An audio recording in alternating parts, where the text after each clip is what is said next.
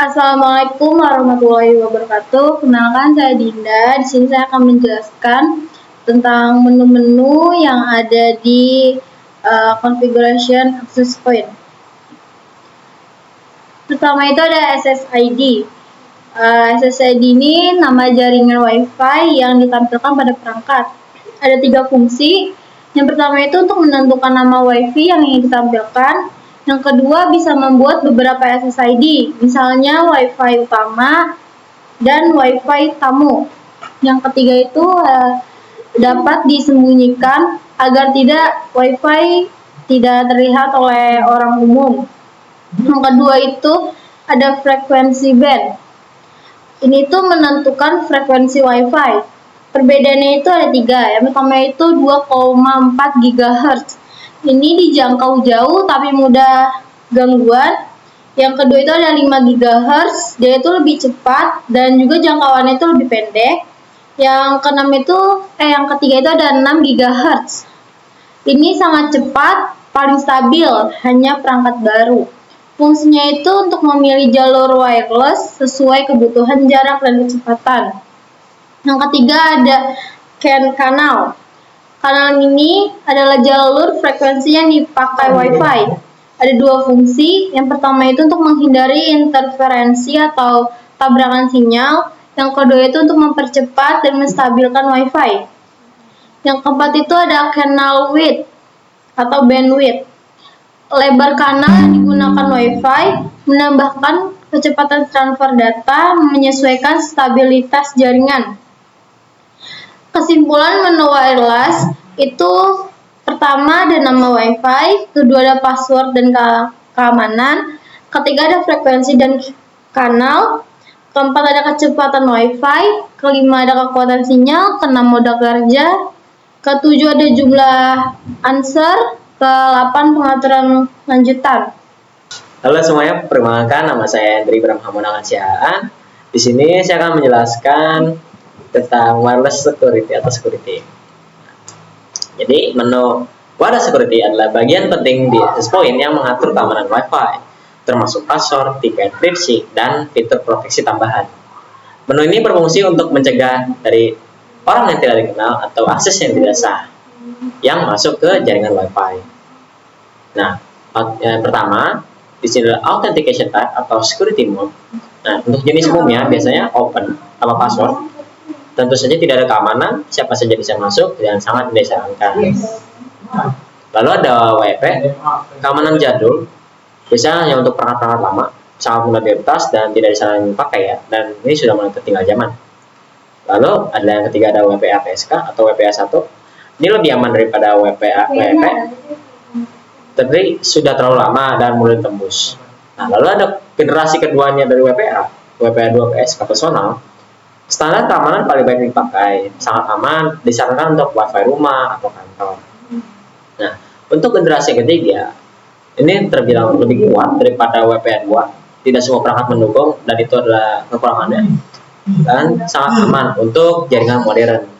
Nah, untuk yang keenam adalah WPA 2 atau WPA 3. Tapi secara mixed mode atau dicampur, dan kombinasi yang sangat kuat, dan agar akses dirasa itu agak lebih sulit untuk masuk ke jaringan kita. Nah, agar perangkat lama dan baru juga bisa terhubung, itu adalah nilai plusnya. Nah, lanjutnya adalah password atau passphrase. Nah, fungsinya adalah melindungi jaringan dari akses orang asing, mencegah pencurian bandwidth. Nah, aturan password yang baik minimal itu berkarakter, bisa campuran huruf, angka, simbol. Dan apabila ada suatu kasus kita hanya memakai huruf atau angka atau simbol, dan itu bisa sangat mudah ditembus oleh brute force. Dan itu adalah teknik hacking untuk kita bisa mengambil akses pada password. Makanya sering-sering kita mengubah password kita jadi gabungan huruf, angka, dan simbol, dan itu tidak untuk mencegahnya, tapi hanya untuk memperlambat jika ada orang yang ingin mencoba hacking jaringan kita. Nah, lalu tidak mudah ditebak, hindari nama dan tanggal lahir. Nah, sebisa mungkin ketika masukkan password, jangan masukkan identitas kita. Lalu selanjutnya adalah encryption type. Nah, jenis enkripsi ini yang mengamankan data saat dikirim. Nah, jenis umumnya ya ada AES, paling aman dan wajib untuk untuk WPA 2 atau WPA 3 dan juga bisa mixer mode-nya. Lalu ada TIKP lama dan kurang aman, lalu ada AIS plus TIKP. Nah ini sudah campuran lagi ya, kompatibilitas untuk perangkat lama dan perangkat baru. Lalu ada encryption type ini yang kedua. Nah itu adalah WPS, Wi-Fi Protected Setup. Nah, metode cepat untuk menghubungkan perangkat tanpa password. Nah, jenis WPS ini adalah push button atau PDC.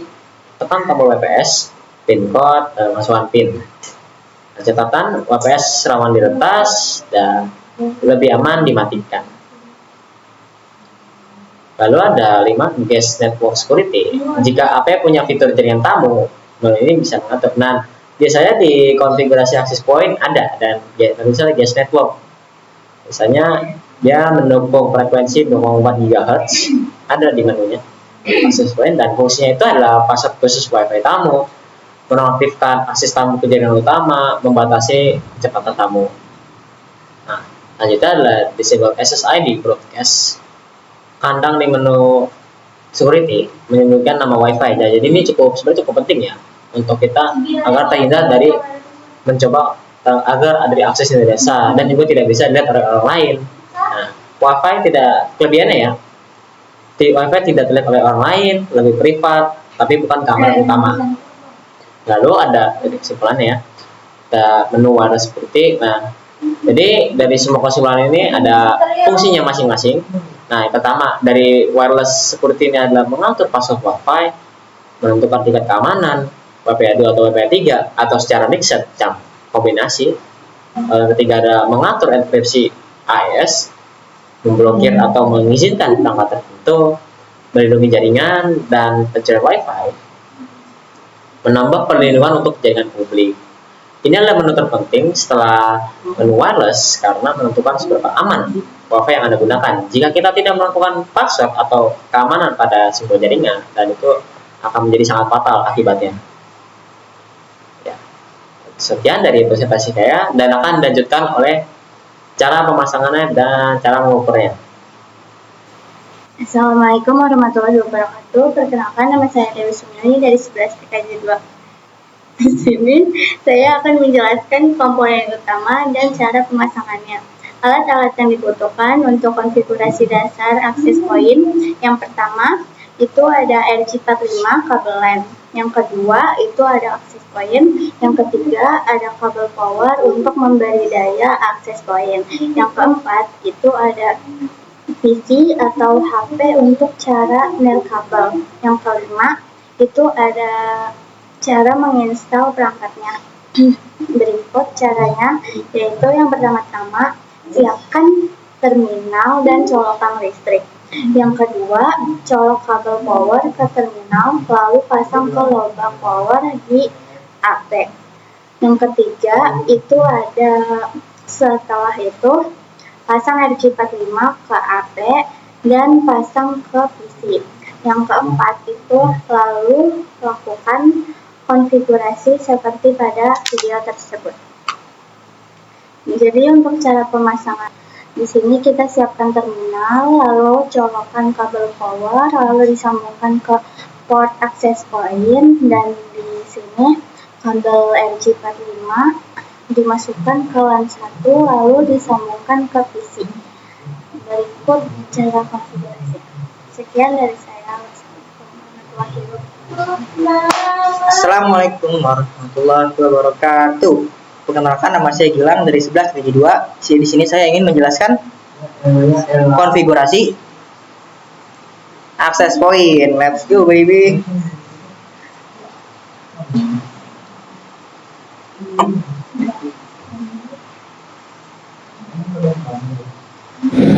Nah, di sini kita bikin buktinya ya.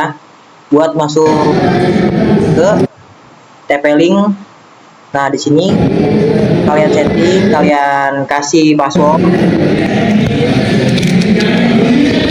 Sesuai kalian ya mau ngasihnya, nama passwordnya apa. Lalu coba konfig ya.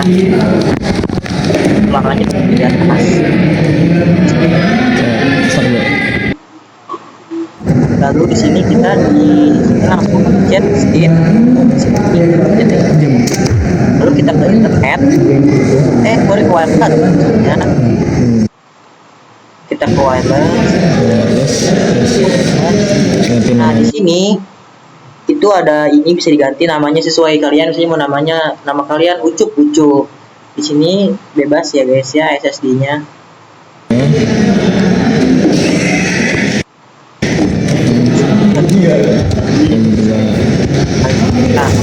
Nah, di sini ada security, kita pakai yang WPA 2 personal. Bebas.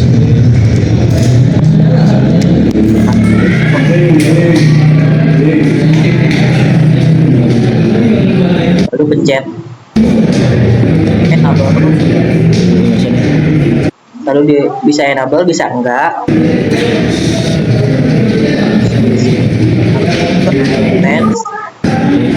Kita network, kita on. Nah di sini ada MAC address-nya, kita ini terus IP address-nya, terus subnet mask-nya.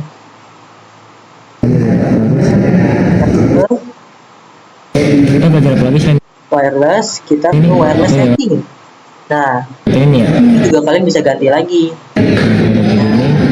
Terus ada WPA terus AS, di sini kita ganti yang TKP, lalu passwordnya yang tadi, terus transmission powernya yang high. Ini channelnya. Lalu yang channelnya kalian pilih yang paling bagus. Pokoknya di sini kalian pilih yang paling bagus. Di sini saya pilih yang. Lalu di modenya kita pakai mode yang Apa lagi? Udah kayaknya deh. Udah ya? Udah? Selesai. Udah. Nah, kalau sudah seperti ini kita ke sini. Nah, namanya tadi itu kanal. Di sini kenapa kanal? Karena kita masih buka Bagi dua terus kanal terus pilih jaringannya DBM-nya dalam minus 34. mana ya? TKJ Rendah. nggak ada ya TKJ ya? Rendah lagi. Nah TKJ dulu nih. Nah, di sini sudah ada ya. Tuh. 30 dBm terus kita bisa split aja nih. Info, IP address-nya, MAC address, terus ada WiFi info, gateway, subnetnya begini, MAC address, lalu DNS address 1, terus DNS address 2, terus ada di sini dapat 2,4 GHz, 21 lalu 5 GHz. Di sini 65 bps ya. Terus ngukur kanal gimana sih ngukur kanal gue lupa. Nah, di sini kalian pilih bintang yang paling banyak. Di sini kalian pilih kanal yang paling banyak bintangnya. Karena kalau semakin banyak itu semakin bagus. Terus pilih di sini deh. Nah, ini karena saya milih kanal kanal lalu kini kita save lagi. Lalu nah, ini kita akan ukuran. Ini bisa ya? Bisa ya?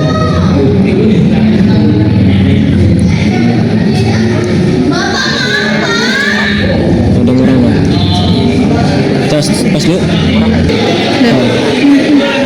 Masih kuat nggak deh? Dengan pas dulu sama. Di sini. Nah, 80%. Nah, kanalnya langsung jadi jelek kan. Dan juga terlalu terhalang tembok. BBM-nya Dapat min 64 dbs, ini jelek. Dia naik. Nah, sekian, terima kasih dari saya Gilang 11 KJ2. Wassalamualaikum warahmatullahi wabarakatuh.